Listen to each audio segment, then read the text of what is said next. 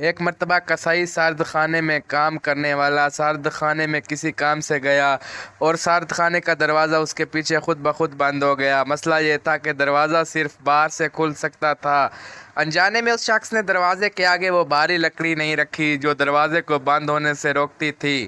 وہ بہت چیخا چلایا لیکن چھٹی کا وقت تھا۔ تمام مزدور اپنا کام سمیٹنے میں مصروف تھے اور کسی نے اس کی چیخ و پکار نہیں سنی۔ جب وہ سردی سے ٹھٹھرنے والا تھا تو اچانک کارخانے کا چوکیدار دروازہ کھول کر سارد خانے کے اندر آیا اور اسے باہر نکالا۔ جب اسے ہوش آیا تو اس نے چوکیدار سے پوچھا، آپ کو سارد خانے میں جھانکنے کا خیال کیسے آیا؟ چوکیدار نے جواب دیا، آپ ان چند گنے چنے لوگوں میں سے ہیں جو صبح کارخانے کے دروازے پر مجھے سلام کرتے ہیں اور شام کو چھٹی کے وقت خدا حافظ کہہ کر گھر جاتے ہیں۔ بہت سے لوگ تو میرے قریب سے ایسے گزرتے ہیں جیسا کہ میرا وجود ہی نہیں۔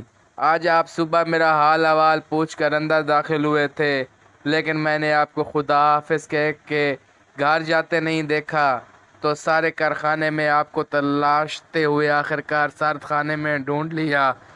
اللہ کا شکر ہے کہ آپ کی جان بچ گئی۔ اس لیے کہتے ہیں کہ انسان کو کسی سے اپنے سے حقیر نہ جانے، خاص طور پر وہ لوگ جو آپ کے ساتھ آپ کے زمانے میں زندگی بسر کرتے ہیں۔ ان کا دنیاوی مقام و مرتبہ چاہے کچھ بھی ہو، آپ کے محبت و احترام کے دو لفظ ان کی زندگی میں بہت مثبت اثرات مرتب کرتے ہیں۔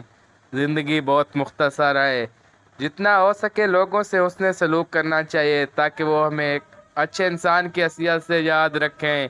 سب دوست ایک بار درود شریف پڑھ لیں۔ ایک بار درود شریف پڑھنے سے اللہ تبارک و تعالی 10 مرتبہ رحمت فرماتا ہے۔ اللہ تعالیٰ نے قرآن مجید میں بھی درود شریف پڑھنے کی حکم دیا ہے۔